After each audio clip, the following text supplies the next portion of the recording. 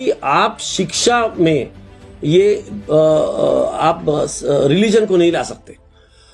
शिक्षा के अधिकार से आप किसी को वंचित नहीं रख सकते।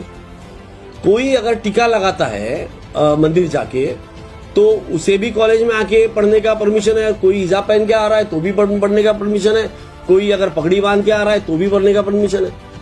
तो आप ये जो उन्होंने कहा कि सरस्वती देवी किसी के बीच में भेदभाव नहीं करती, वो सभी को शिक्षा देने का काम करती है। तो हमारे देश की जो बेटियां है वो बेटियों को आप शिक्षा से वंचित नहीं रख सकते। आप बहुत गलत काम कर रहे हो अगर बेटियों को शिक्षा से वंचित रखते हो। वहाँ के एक एमएलए है यतनाल विजयपुरा के, इन्होंने कहा कि जिसे भी अगर से हिजाब पहनना है वो पाकिस्तान चले जाए। ये हिंदुस्तान है, यहाँ पे हिंदू संस्कृति चलेगी। तो क्या विचार है आपके इस पे? एमएलए है तो उन्होंने कॉन्स्टिट्यूशन की कसम खाई है, उनको कॉन्स्टिट्यूशन फॉलो करना पड़ेगा। संविधान हमारा जो है ये हक देता है हर किसी को अपना रिलीजन प्रैक्टिस करने का। तो आप किसी को भी ये फोर्स नहीं कर सकते कि आप ये मत पहनो वो मत पहनो। जैसा एक हिंदू टीका लगाता है और वो टीका लगा के भी कॉलेज जाता है, वैसा मुस्लिम लड़कियां हिजाब पहनती है। हिजाब ये कोई पर्दा नहीं होता है। हिजाब में आपका जो चेहरा है वो खुला रहता है और आपके बाल ढके होते हैं। तो कहीं तो एक इशू ये भी चल रहा था कि हम रिकॉग्नाइज नहीं कर पा रहे हैं। हम मास्क भी पहन रहे हैं आज तो कोविड की वजह से। तो अगर आपका हिजाब पहनने के बाद में आप मास्क पहन रहे हो तो आप उनको बोल सकते हो कि आप उतार के बताओ आप कौन हो, ठीक है। जैसे अगर नॉर्मल एक सरदार जो है वो पगड़ी पहनता है तो वो आप उसको ये नहीं बोल सकते हो कि आप पगड़ी उतार के कॉलेज में आओ। हिजाब एक संस्कृति है उन मुस्लिम लोगों की जिसको फॉलो कर रहे हैं वो, और इसमें कुछ भी गलत नहीं है। और वो कई सालों से, कई दशकों से, जब से देश आजाद हुआ तब से ये राइट जो है आपका रिलीजन को प्रैक्टिस करने का ये कॉन्स्टिट्यूशन ने दिया है। अगर कोई एमएलए जो हमें हक कॉन्स्टिट्यूशन ने, राइट्स हमको कॉन्स्टिट्यूशन ने दिया है, ये फंडामेंटल राइट है। राइट टू एजुकेशन ये फंडामेंटल राइट है। राइट टू प्रैक्टिस रिलीजन ये फंडामेंटल राइट है। अगर कोई एमएलए ये काम कर रहा है तो उसके ऊपर तुरंत लीगल एक्शन होना चाहिए और उसे तुरंत उसे सस्पेंड करके उसको जेल में भी डाला जाना चाहिए। क्योंकि हमारे देश के संविधान के खिलाफ अगर कोई कुछ कर रहा है तो उसे देश का जो MLA, member of legislative assembly रहने का कोई अधिकार नहीं। तो इस पर तुरंत एक्शन होना चाहिए। एक और एमएलए है कुंडापुरा का, उनका नाम है हलादी श्रीनिवास शेट्टी, जो कि पीयू गवर्नमेंट कॉलेज जो है जहाँ पे ये मसला चल रहा है हिजाब का, वहाँ के प्रिंसिपल ने बताया कि उन पर प्रेशर आ रहा है इस एमएलए का, इस वजह से उन्हें इन बच्चों को रोकना पड़ रहा है। देखिए ये हर जगह पे होने वाला है जहां जहां बीजेपी शासित सरकार चल रही है, क्योंकि बीजेपी का ये काम ही है। बीजेपी अपना इंस्पिरेशन लेती है आरएसएस से। आरएसएस का एक पॉलिटिकल विंग है। आरएसएस जो है ये डिवाइड एंड रूल की राजनीति करती है। शुरुआत से पहले अंग्रेजों के साथ में मिलके किया, अब देश आजाद होने के बाद में हमारे देश में कर रही है। हमारे देश में हिंदू मुसलमान के झगड़े लगाना, दलितों के ऊपर अत्याचार करना और अलग अलग कम्युनिटीज के खिलाफ इन्होंने अलग अलग समय पे काम किया है। चाहे वो क्रिश्चियन कम्युनिटी हो, चाहे वो मुस्लिम हो, चाहे वो क्रिश्चियन हो, चाहे वो पंजाबी हो। आपने देख लिया कि किस तरीके से पंजाबी किसानों को खलिस्तानी बोला गया। तो ये हर उन लोगों के खिलाफ है जो सही तरीके से सोचने वाली कम्युनिटी है, सही तरीके से सोचने वाला समाज है।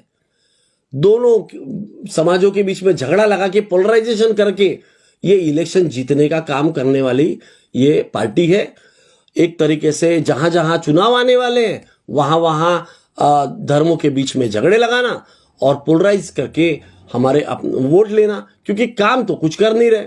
बेरोजगारी बढ़ते जा रही है, लोगों की महंगाई बढ़ते जा रही है, लोगों की, आम आदमी की जिंदगी जीना बहुत दुभर हो गया है। तो काम नहीं करना और लोगों को झगड़े लगा के हिंदुत्व के नाम से उनको भड़काना, आम आदमी को, जो आम हमारा युवा है उसको गलत दिशा दे के देश को पीछे लेके देश को तोड़ने का काम ये कर रहे हैं। आज गुलबर्गा शरीफ में कांग्रेस पार्टी ने बहुत बड़े लेवल पे एक आंदोलन किया उन बच्चियों के समर्थन में, और राहुल गांधी जी का भी ट्विटर पे एक ट्वीट आया जो बच्चियों के समर्थन में था। तो महाराष्ट्र कांग्रेस पार्टी का क्या विचार है इस पे? मैं कांग्रेस का एक सीनियर पदाधिकारी हूं और मैं इस चीज का बहुत पुरजोर तरीके से विरोध करता हूं और राहुल गांधी के उस ट्वीट का बहुत समर्थन करता हूं, क्योंकि आप शिक्षा में ये आप रिलीजन को नहीं ला सकते। शिक्षा के अधिकार से आप किसी को वंचित नहीं रख सकते।